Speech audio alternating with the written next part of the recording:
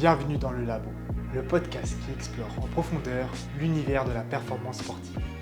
Ici, on analyse les stratégies, les parcours et les méthodes qui permettent aux athlètes de repousser leurs limites. Chaque épisode est une plongée dans l'expérience et les clés du succès, avec un focus sur la préparation, la nutrition et l'accompagnement pour atteindre les clés de l'excellence. Le Labo est produit par Agon Data Nutrition, une entreprise dédiée à la performance sportive à travers l'analyse biologique et une nutrition personnalisée. Je vous souhaite à tous une très bonne écoute. Bonjour à tous, bienvenue dans le podcast Le Labo. Bonjour à toi Philippe, comment vas-tu ? Bonjour Mathieu, ça va très bien et toi ? Super, en pleine forme. Aujourd'hui, comme lors du dernier épisode, on va parler dans cet épisode du Labo d'un sujet très précis. Donc déjà aujourd'hui, Felipe Medeiros est là pour nous accompagner. Felipe qui s'est déjà présenté à maintes reprises, un nutritionniste et préparateur physique expérimenté qui suit pas mal d'athlètes, mais aussi monsieur et madame tout le monde. Exactement. Le sujet d'aujourd'hui, du coup, pour ce petit podcast, ce format court, ça va être de comparer, d'étudier un petit peu quelles sont les différences en termes de nutrition entre sport d'endurance et sport de force. Ça va être vraiment ça le sujet. Et donc, du coup, Felipe va être aujourd'hui là pour nous accompagner, pour répondre à toutes les questions qu'on peut avoir et pour vraiment comprendre quelles sont les approches spécifiques, parce que la nutrition, l'approche doit être vraiment différente si on pratique un sport vraiment d'endurance ou un sport de force. Voilà, exactement. Donc, bonjour à tous. Donc oui, donc aujourd'hui on va parler de ça. Donc il y a une différence qu'on peut faire entre les sports d'endurance et les sports de force, parce qu'en fait, tout simplement, le temps de durée de l'effort ne sera pas le même. D'accord, ok. Donc le temps de durée d'un sport d'endurance va être au-dessus de 60 secondes d'effort, voire beaucoup plus, donc à des minutes, voire des heures, en dépendant de la course ou de ce qu'on va faire comme activité. Okay. Donc ce qu'il faut différencier, c'est que quand on va avoir besoin d'un effort intense, on va souvent avoir besoin de ressources qu'on a déjà emmagasinées avant ça. Donc ça veut dire que par exemple le glycogène musculaire dont on en a parlé avant, quand on va faire un effort physique, donc quand on va faire une épreuve de force, ce n'est pas forcément ce qu'on va consommer sur le moment qui va faire la différence, mais c'est ce qu'on aura consommé bien avant. D'accord. Okay. Voilà, que ce soit en force, que ce soit de la construction musculaire ou autre. Donc c'est vraiment une alimentation sur toute la journée, voire sur toute la préparation qui va faire la différence, et pas forcément sur le moment. D'accord, ok, voilà. Ça marche. Et donc du coup, si on reprend un petit peu, pour les sports d'endurance, tu disais des sports avec un temps long, c'est quoi les types de sports d'endurance quel sport peut être dit d'endurance ? Voilà, pour toi, tout ce qui est cyclisme, marche, course à pied, marathon, on va parler de natation, on va parler même de boxe aussi, où quand même on a certains apports qui vont faire la différence. Mais voilà, c'est des temps de durée qui sont au-dessus de 1h30, 2h d'effort. Où l'énergie doit vraiment être constante, constamment d'avoir une énergie. Voilà, et du coup, sport de force, c'est quel sport Moi je pense à la musculation, mais t'en as d'autres. C'est ça, donc on a la musculation, powerlifting, on a le strongman, donc c'est aussi des efforts qui demandent énormément d'énergie. Et après, ça dépend aussi, on va avoir des sports comme par exemple, comme je disais tout à l'heure, la boxe. Donc en fait, c'est particulier parce que c'est un sport qui va demander des rounds de 2 minutes, mais qu'il faut qu'on soit prêt sur le moment à avoir les réflexes et la puissance. D'accord. Donc là, on est sur des métiers un peu spécifiques, des sports un peu spécifiques qui va jumeler un peu les approches endurance et force. Exactement. Ok, ça marche. Bon, ça va pas être le sujet d'aujourd'hui, mais il y a des sports du coup qui peuvent être à cheval entre les deux. C'est ça. Ok, ça marche. Si on se focalise du coup pour commencer sur les sports d'endurance, c'est quoi les apports nutritionnels spécifiques à un sport d'endurance ? Quelles sont les priorités en termes d'apport ? Donc on sait que déjà la source primaire en fait d'énergie, ce sera les glucides. D'accord. Donc en fait, ce qui se passe généralement, c'est que quand on va construire le plan alimentaire de quelqu'un qui fait de l'endurance, on va donc avoir les apports. Donc on va calculer bien sûr les calories dont il a besoin et on va partager les macronutriments, protéines, lipides, glucides. Donc ce qui se passe très souvent, c'est que tout dépendra aussi du body fat de la personne, donc déjà sa condition physique. Parce que si elle a déjà une accumulation de gras, si on lui donne beaucoup trop de glucides ou surplus calorique, elle va stocker plus que l'utiliser comme énergie. Mais si on se parle sur quelqu'un classique, lambda, qui a qui n'a pas genre 10, 15, 20 kilos à perdre. Parfait. Ok. Donc ce qu'on va faire, c'est qu'on va rester aux alentours de 1 gramme de protéines, de D'accord. finalisation surtout. Ok. Donc ça veut dire que de base, c'est pas pas beaucoup, élevé, c'est pas pas super élevé, élevé. Ok, voilà. d'accord. Mais quand on est en préparation, on va plutôt privilégier donc les glucides. Donc là, on va monter à 8, 9, 10 grammes par rapport à son poids de corps en glucides. Ok. Les lipides vont être aux alentours des 1 gramme, 1 gramme 5. Mhm. Et la protéine va rester relativement basse parce que en fait, le but, ce sera juste de maintenir sa masse musculaire. D'accord? Donc de base, on va demander aux gens d'avoir environ 0,8 grammes fois kilo poids de corps pour garder sa masse musculaire. Ok, c'est le minimum Et ça. c'est le minimum. Ok, très bien. Sauf que même en termes de longévité, c'est intéressant, 0,8, Ok. d'accord. Mais par contre, ça m'arrive de mettre 0,6, donc juste encore en dessous, pour privilégier les glucides, donc augmenter son apport en glucides et baisser le niveau de protéines pendant quelques semaines. Voilà. Parce que tu sais que tu prépares un marathon, un Ironman ou ce genre de choses, quoi. Exactement. Et donc du coup, c'est-à-dire que tes repas, l'apport aux glucides, il peut monter à 70-80% presque. C'est ça, exactement. Ok, d'accord. Donc, ce qu'on fait aussi généralement, c'est que pendant la préparation, on va choisir aussi des aliments, donc des glucides qui ne vont pas énormément augmenter justement notre taux glycémique. Oui. Donc, on va, Oui, ça peut être un piège. Ouais. voilà, exactement. Ok. Donc, on va prendre des fruits, on va choisir de la manioc, enfin des choses qui sont relativement, enfin, plutôt, qui ont un effet qui ne va pas en fait surcharger le système digestif. Ok, très bien. Et tout ce qui est vers la finalisation, donc quelques semaines avant, voire la semaine avant la compétition, là on va choisir des aliments qui sont plus riches. Ok. Donc on va prendre des pâtes, on va prendre des pommes de terre, donc en fait on va changer aussi, varier l'alimentation. Donc l'alimentation pendant la préparation et la dernière semaine Ok. n'est pas forcément la même. D'accord. Parce Voilà. que la dernière semaine, du coup, c'est des glucides plus riches qui vont permettre. C'est ceux que tu vas puiser pendant l'effort, Voilà, en fait, c'est ça. augmenter la glycémie. Augmenter la voilà, glycémie. donc Ok, c'est pour ça. tenir sur l'effort. Exactement. Alors que de base, généralement, c'est ce qu'on demande aussi aux préparateurs, c'est que de toute façon, normalement, toutes sortes de techniques qu'on va utiliser pour la préparation doit être à peu près la même le jour J. Donc c'est vraiment des manipulations qu'il faut faire attention parce que tout ce qui est complément alimentation, complément alimentaire ou autre, il faut que ça soit les mêmes pendant toute la préparation. Ok. Mais l'alimentation, elle peut changer la dernière semaine D'accord. pour justement la performance. Pour la performance. Voilà. Ok, très bien. Si maintenant on se focalise sur les sports de force, c'est quoi les besoins nutritionnels spécifiques? J'imagine du coup c'est pas la même chose C'est puisque pas la même chose. c'est pas les mêmes objectifs. Exactement, voilà. Donc, encore une fois, si la personne a la bonne condition physique, pour pas Bien sûr. accumuler, voilà, Bien sûr. toujours. Donc, on peut augmenter, donc on peut s'amuser à être au-dessus de 6 grammes, voire 8 grammes de glucides, parce que ça sera toujours aussi la première source d'énergie. Ok. Et aussi, ce qui va être important, c'est qu'elle va aussi éviter la protéolyse, donc en gros, le fait d'utiliser de la protéine comme source d'énergie. Ok. Donc en fait, les glucides, ça va être aussi un facteur déterminant pour empêcher la catabolisation musculaire. Ok. Voilà, La catabolisation musculaire, qu'est-ce que c'est? c'est la perte de masse musculaire, tout Ok. simplement. Il y a la phase anabolique et catabolique. Ok. Et les glucides vont aider à ça. Ah, c'est pour ça que les gens qui font des sports d'endurance, on dit qu'ils sont un peu plus secs parce qu'ils ont moins de protéines, mais c'est parce que ils vont puiser aussi derrière s'ils n'ont pas assez de glucides dans les muscles, quoi. Exactement. Bon, Ok. l'oxydation du gras, elle se fait tout le temps, Ouais. mais c'est vrai que la protéine, vu que, bon, après les entraînements aussi sont différents, il n'y a pas forcément énormément de musculation, Oui, il y a ok. du renforcement Oui, c'est ou un autre. peu un tout, quoi. Voilà. Ok. Alors que là, quand on revient justement sur les épreuves de force, on a quand même besoin d'une certaine masse musculaire pour Ouais. pouvoir développer et être compétent de ce qu'on fait. Donc, les bodybuilders ou les gens qui font de la force, on est souvent entre 1,8 à 2,2 grammes fois kilo poids de corps de protéines. De protéines, ok. Voilà. C'est ça, donc pour les athlètes naturels. Donc presque le double des exemples qu'on a vus précédemment, quoi. Exactement. Ok.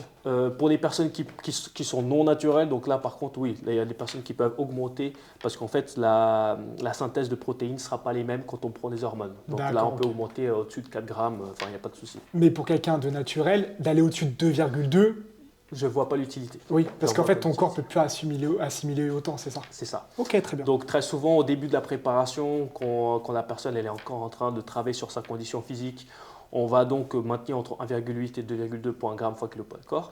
Et au fur et à mesure de la préparation, vu qu'on va diminuer les apports en glucides, on peut donc augmenter cette protéine et aussi la consommation de fibres Ouais. pour augmenter la satiété D'accord. Parce qu'en fait, le problème, c'est que quand on est en finalisation, même quand quelqu'un va faire de la boxe ou autre, on a très souvent un déficit calorique. Tout à fait. Donc on va souvent jouer sur les fibres, la protéine et l'hydratation pour combler justement Ce déficit de glucides. voilà, et tout simplement ne plus avoir autant faim, tout simplement. Donc les fibres, pareil, les fibres, on n'a pas parlé d'ingestion de fibres tout à l'heure, mais en général, on est aux alentours de 30 à 40 grammes de fibres par jour. D'accord. Ok. Voilà. Donc ce que tu appelles fibres, c'est tout ce qui est légumes, légumineux aussi, ou pas? Légumes, fruits, donc l'avoine. D'accord. Donc on va en retrouver. Sachant que les fibres, ça aussi c'est un facteur déterminant pour donc notre santé intestinale. Ouais. D'accord. Pour le microbiote, etc. Exactement, microbiote. Bon, ça après on parlera aussi, mais tout ce qui est probiotique, prébiotique aussi. Donc ça, il faut faire attention pour que la santé immunitaire de l'élève ou du patient soit bonne. D'accord. Donc si je résume, on voit que la différence fondamentale endurance, c'est vraiment l'apport glucidique pour vraiment tenir l'effort. Et on va dire sport de force plutôt protéines Voilà. en comparaison en termes de proportion. C'est ça. Fibres, toujours des fibres, parce que c'est la base intestinale et pour la construction. Dans les 3 macros, on n'a pas parlé forcément des lipides. Est-ce qu'il y a des écarts ou c'est tout le temps la même chose, que ça soit force ou endurance? C'est à peu près la même parce que les lipides, bon, ils vont servir d'isolant thermique, ils vont nous aider à tout ce qui est hormonal, ils vont nous aider à la métabolisation des vitamines ou autres. Mais en fait, on va vraiment garder cet apport en lipides assez, on va dire, pour que tous ces processus se passent bien. Mais on n'a pas forcément besoin d'augmenter ou de diminuer. Ça situe entre quoi? C'est entre 0,8 et 1,2, 1,5. Ok, donc il y a peu d'écart que ça soit. Et donc là, ça dépend, mais que ce soit force ou endurance, les lipides, c'est toujours à peu près les mêmes choses. Voilà, ok, bon, bah, c'est très clair, merci Felipe. Si on va maintenant sur un autre point qui est assez intéressant, donc on a vu un peu en proportion comment il faut, on va dire, proportionner ses repas, sa nourriture. Maintenant, le timing est aussi assez important. Si on commence par le sport d'endurance, c'est quoi le timing sur la façon dont on s'alimente? Alors, le timing, en fait, la différence sur le sport d'endurance, c'est qu'on aura vraiment besoin de glucides pendant l'effort. D'accord. Voilà, donc contrairement au sport de force, en fait, c'est important de maintenir donc, sa glycémie, on va dire, dans un taux relativement normal. Donc avant ça, bon, bien sûr, on va manger normal, donc 3-4 heures avant pour avoir le glycogène. Donc des pâtes, du riz, 3-4 heures voilà, avant. c'est ça, pour augmenter sa glycémie et pouvoir tenir sur le long terme de l'endurance. Mais on a donc pendant l'effort, on va avoir donc des gels de glucides qu'on va donc utiliser à partir de 2 heures de temps d'effort, où ça va nous aider à performer sur le long terme. Donc on a des gels, il y en a même des fois sur des courses, on va donner du coca. Il y a des personnes qui consomment du coca pendant l'effort. Parce qu'il y a un apport en glucides, en sucre. Ouais, voilà, ce sucre. Alors que si par exemple on leur met du jus d'orange, bah, ça ne va pas être positif parce qu'en fait il y a des fibres dans la pulpe. Donc, et là ça peut gêner la digestion. Le transit. Exactement. Et ça c'est très important à la santé du transit pendant le sport d'endurance. Par contre, il vaut mieux prendre du gel ou du coca. Enfin, le coca c'est exceptionnel, il y en a qui... Il y en a qui prennent. Moi je préfère le gel, hein, ça c'est sûr. Mais il y en a qui consomment du coca parce que même dans des événements sportifs, on va mettre du coca. Et du coup, il y a aussi des boissons énergétiques, c'est pareil, c'est la même chose ou c'est un peu différent? Ça dépend des boissons, il y en a qui sont énergétiques, il y en a d'autres qui ce sont des électrolytes. Donc en fait, ça dépend, c'est quoi l'objectif? Est-ce que c'est plutôt pour performer ou est-ce que c'est plutôt pour éviter une déshydratation? Parce que les électrolytes, là, l'électrolyte, le but c'est de l'eau avec du sodium, c'est ça? Voilà. C'est pour éviter la déshydratation. C'est ça, en gros, c'est éviter la déshydratation et maintenir le corps hydraté le plus longtemps possible. Ok, ça marche. Post-effort, qu'est-ce qu'on fait une fois qu'on a fini une course d'endurance? Est-ce qu'il y a une alimentation aussi particulière? Alors justement, en parlant des électrolytes, ce que j'aime bien poser comme question aux personnes, c'est qu'est-ce qui hydrate le plus, ou en tout cas, qu'est-ce qui nous maintient le plus hydraté? La plupart des personnes nous disent que c'est de l'eau, alors que non, en fait. Le lait, c'est quelque chose qui nous maintient encore plus hydraté. Ah ouais, d'accord, je ne savais pas du tout. Simplement parce qu'en fait, du coup, donc, on va retrouver des protéines, on va retrouver des glucides, on va retrouver les lipides, et ça, automatiquement, on va accumuler de l'eau. On va retrouver du calcium, du potassium, enfin, en fait, on va retrouver des composants qui vont nous maintenir hydratés très bien. à plus long terme que de l'eau. Donc ça, c'est marrant de Ok, connaître ça. donc du lait, c'est une bonne technique après. Et Ouais. pour ceux qui sont intolérants au lactose, on peut prendre d'autres choses ou pas? Alors bon, pour moi, les gens qui consomment, qui veulent pas justement consommer de lait, ils peuvent consommer de l'eau, c'est pas un souci. D'accord. On peut rattraper le potassium à travers des fruits ou autres, Ok. donc on va manger des dattes ou autres, donc ça on peut récupérer sans problème. D'accord. Mais en général, les gens quand ils ont une intolérance au lait, donc en fait le problème de l'intolérance au lait, c'est qu'on n'arrive pas à utiliser une enzyme qu'on appelle le lactase, qui Oui. va détruire le lactose pour pour pouvoir digérer. Et soit on va leur donner du lactase sous forme on va à la pharmacie, on peut acheter du lactase, soit on va leur donner du lactose à petite dose jusqu'à ce qu'ils puissent s'adapter. Parce qu'en fait, c'est une limitation, une D'accord. intolérance au lactose, c'est ça, c'est Ok. la limitation qui n'est pas bonne. Ok. Donc sinon, en général, voilà, on peut consommer des fruits.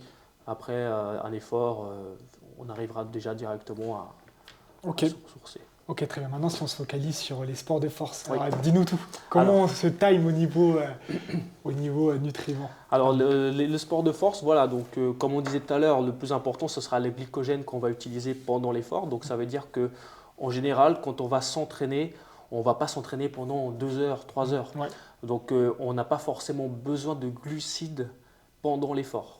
D'accord. D'accord, donc les powerlifters ou autres qui ont leur compote ou qui consomment des glucides sur le moment, à part monter sa glycémie et peut-être avoir un effet plutôt C'est euphorique presque.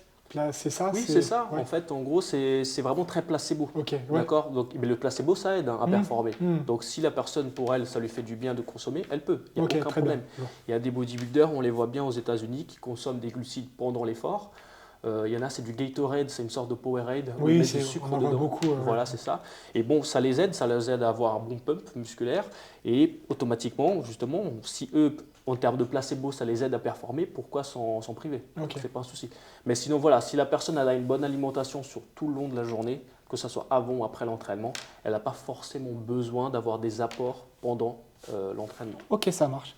Et donc, du coup, donc pendant l'entraînement, pas forcément besoin. Avant, peut-être juste du sucre rapide, c'est ça, comme tu disais, pour se stimuler un petit peu. Et après l'entraînement, c'est quoi la priorité? Est-ce qu'il y a des choses après l'entraînement? La meilleure chose, c'est l'hydratation, Ok. comme d'habitude. Donc, en fait, le plus important, avant même de penser à la protéine, c'est l'hydratation qui sera Ok. le premier facteur. Et en fait, le post-workout, donc après l'entraînement, ce sera notre premier pré-workout. Donc, ça veut dire que la première chose qu'on va consommer après notre entraînement, ce sera aussi, enfin, la dernière chose, ça sera la première chose qu'on va consommer avant notre prochain entraînement. Donc, ça veut Ok, dire d'accord. que le but, c'est de pouvoir refaire son stock De de repréparer. glycogène le plus vite possible. Voilà. Ok. Et éviter justement la fatigue pour commencer déjà à améliorer sa qualité de sommeil, qualité de récupération à travers l'alimentation. Donc en fait, dès que l'entraînement se finit, en gros, c'est tout de suite, on fait récupérer les muscles pour pouvoir préparer l'entraînement Voilà, suivant. on s'hydrate. Et donc du coup, un post-workout, c'est quoi dedans? Donc il y a hydratation et du coup, c'est quoi? On met quand même de la prot, il y a quand même, il y a quoi? Ouais, moi, ce que j'aime très souvent, donc ceux qui ne sont pas intolérants au lait, ils peuvent se faire un shaker avec du lait. Ouais. Mais sinon, on peut prendre un shaker de protéines avec, moi j'aime bien mettre 5-6 dattes dedans. Ok. Parce que du coup, on a une source de fibres, on a une source de glucides, on a une source de potassium, enfin d'autres Ok, minéraux, très bien. micronutriments.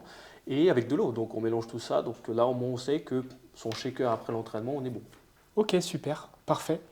Euh, Si on se focus maintenant sur, on va dire déjà, on a déjà des bonnes bases. Si on se focus sur la partie complément alimentaire, est-ce qu'il y a des différences entre, j'imagine que oui, entre sport d'endurance et sport de force? Sur les compléments, si on va les compléments qui sont les plus pertinents pour les sports d'endurance, ça serait quoi?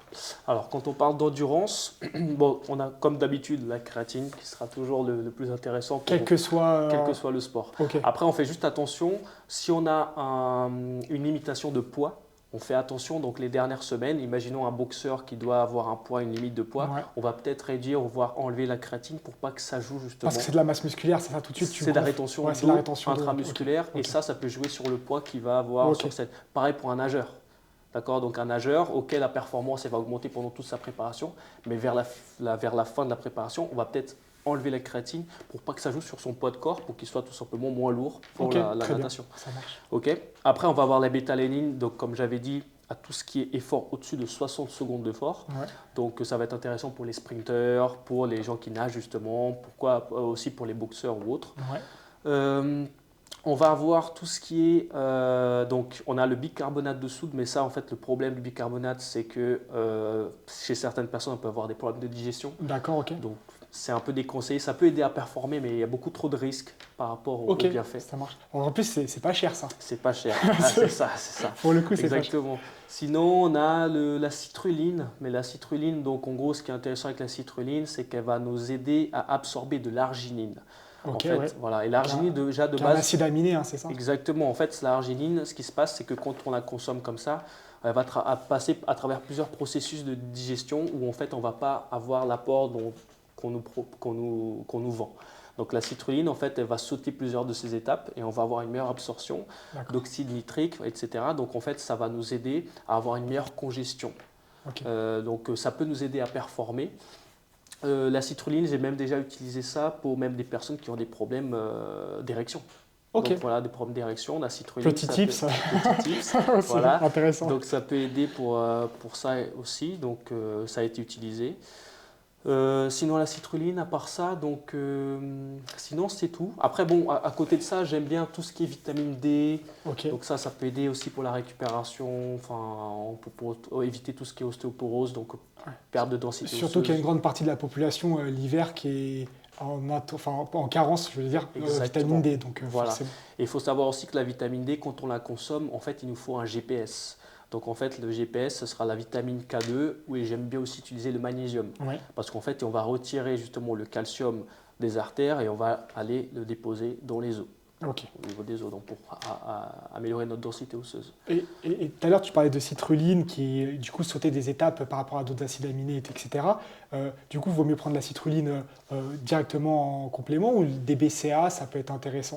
Il y a une différence? Oui, la citrulline, parfois, des fois ils mélangent, mais moi j'aime bien prendre que l'acide aminé en lui-même.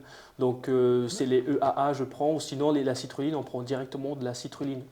L-citrulline. Et du coup, pour un sport endurance, tu préconises plutôt de prendre plutôt de la citrulline que d'un BCA? C'est plus spécifique? Oui. Après, bon, encore une fois, ça dépend aussi. Imaginons si on veut maintenir la masse musculaire de la personne et qu'on a peur qu'elle perde en masse musculaire, les BCA vont être intéressants. Plus intéressants. Voilà, pour garder justement la masse musculaire. Oui, là, effectivement, on parle d'un cas général. Si on est quelqu'un qui fait sur un sport, effectivement, comme peut-être de l'aérox, où il y a justement de l'endurance, mais il y a de la masse musculaire à avoir, ça peut être plus intéressant. L'aérox, c'est parfait. Ce qui est parfait pour l'aérox, c'est la bétalanine, comme on disait tout à l'heure. Donc, oui, on est typiquement dedans. Exactement, temps de rallye au-dessus de 60 secondes, enchaînement, donc ça peut être intéressant. Ok, ça marche. Donc, je pense qu'on a un peu tout parcouru. Et puis, ce qu'on a dit tout à l'heure, les glucides en poudre, en intra, les compléments. Ok, super. Si maintenant on va sur les sports de force, c'est quoi les compléments pour toi qui peuvent être intéressants? Alors en complément de force, franchement, il n'y aura pas énormément de différence. Créatine, créatine, voilà, c'est ça la créatine. Donc là, pareil, peut-être que les doses, j'aime bien augmenter un peu plus. Donc au-dessus de 6 grammes, 6 grammes par jour. Parce qu'en général, c'est 3 à 5, ce qui est préconisé. Voilà, de 3 à 6, ça suffit. Mais bon, il y a des études qui montrent, même pour la capacité cognitive, on peut augmenter, dépasser les 10 grammes. Donc, déjà, j'ai une question, j'y pense là. La créatine, est-ce qu'on peut en prendre en continu sur l'année? Parce que c'est quand même, il y a pas mal de gens comme la whey qui en prennent. Est-ce qu'on peut en prendre en continu sur l'année ou c'est bien par étapes? Sous forme de cycle. De cycle. On peut en prendre tout le temps. Il n'y a pas de problème pour la kératine, sachant que son utilisation elle est chronique. Donc la seule chose que des fois, il y a plein d'études qui se contredisent, mais c'est par rapport au calcium, par rapport à son absorption. Des fois, on ne va pas forcément la consommer en même temps que la caféine. C'est juste ça. La caféine bloque l'absorption de la créatine, c'est ça? C'est ça, en fait, elle peut gêner l'absorption, mais bon, après, encore une fois, c'est vraiment des études qui sont encore en train de se... Il faut éviter de mélanger la créa dans son café. C'est ça, exactement. On essaie d'espacer de 2 heures entre les deux consommations, et puis comme ça, on n'aura pas de problème. Et encore une fois, en revenant sur ça, la caféine, c'est ça qui va nous aider énormément, surtout pour les sports de force. Parce qu'en fait, la caféine, comme on disait la dernière fois, donc, elle va inhiber les récepteurs d'adénosine et donc elle va nous aider à améliorer notre performance 30, 40, 5 minutes après sa consommation. Voilà. Donc très souvent, je dis aux gens, je fais OK, pré-workout café, d'accord, très bien. Attention si on n'a pas, parce qu'il y en a digestif. Que du café, voilà, ça peut ça peut gêner. Mais sinon, quand ils savent qu'ils vont faire un mouvement polyarticulaire, imaginons ils vont faire un squat à telle heure, en fait je vais faire en sorte de leur donner le café une demi-heure avant, même si avant ça il y a l'échauffement ou autre, mais on essaye donc d'avoir une stratégie d'entraînement par rapport à la consommation de café. Super, top, parfait. je pense qu'on a un peu parcouru. Et puis la whey, la protéine pour les sports de force, voilà, maintenir c'est sa la masse musculaire, le système immunitaire aussi. Et en fait, pour justement éviter la catabolisation musculaire qu'on va perdre et qu'on perd tous les jours en fait un petit peu. Ok, ça marche. Par rapport à tout ce que tu as dit là, les exemples, si on est sur des régimes particuliers comme végétarien, les véganes, etc., ça pose problème, tout ce que tu as dit précédemment, ou on peut l'appliquer facilement? Non, on peut appliquer. La seule différence pour les personnes qui sont véganes, végétariens, végétaliens, en fait, le souci, c'est que c'est juste que si on veut avoir le même apport en protéines que quelqu'un qui est carnivore, en fait, on va avoir une certaine difficulté à atteindre le quota de protéines. Donc, automatiquement, on va devoir jouer un peu plus sur les légumineuses. Okay. Plus de légumineuses. Plus de légumineuses, donc on va jouer sur les lentilles, les pois chiches ou autres pour atteindre notre quota de protéines. Mais c'est largement faisable, surtout qu'aujourd'hui il y a aussi des protéines. Il y a des protéines végétales. Végétales, exactement, soja ou autre. Dans les études, c'est pas aussi performant, mais ça fait bien le taf. Voilà, c'est très peu. Franchement, il n'y a quasiment plus de différence. On arrive à trouver ça. La seule chose qu'on va faire gaffe, c'est juste vu qu'on a moins d'alimentation, enfin carnivore, on va peut-être avoir des difficultés à atteindre nos quotas de vitamine B12 et de fer. Mais voilà, donc on arrive checker par des analyses, prendre du complément si nécessaire et c'est suffisant. Exactement. Ok, super. C'est ça. Parfait. Je pense qu'on a fait le tour. Merci à toi, Felipe. J'espère, auditeurs, que vous avez bien compris les différences, on va dire, fondamentales entre sport d'endurance, sport de force. Encore une fois, là, on a essayé de balayer, c'est assez général. Si on parle d'un sport en spécifique, il y aura à chaque fois des contre-exemples et des détails qui vont un peu différer. Et puis ça dépend aussi de chaque personne, chaque métabolisme, chaque intolérance, etc. Mais je pense qu'on a déjà bien compris le tout. Donc merci à toi pour cet échange. Avec plaisir. J'espère que vous avez pris plaisir à nous écouter, que vous avez appris des choses. Et puis on se retrouve très rapidement dans un prochain podcast spécifique. On parlera, le prochain, je crois que c'est le régime cétogène. Parfait. Un régime sur lequel tu travailles pas mal ces derniers temps avec des sportifs, donc je suis très pressé de l'enregistrer avec toi. Merci à toi, Felipe. Ciao, ciao. Merci à tous. Salut à tous. Ciao. Merci de nous avoir écoutés jusqu'au bout. Si vous êtes encore là, c'est que vous avez sûrement apprécié cet épisode. Alors n'hésitez pas à suivre notre invité sur les réseaux sociaux, tous les liens sont en description. Et si vous voulez en savoir plus sur l'optimisation de la performance, une nutrition personnalisée et notre approche unique, rendez-vous sur le site d'Agon Data Nutrition. À très bientôt pour un nouvel épisode dans le labo.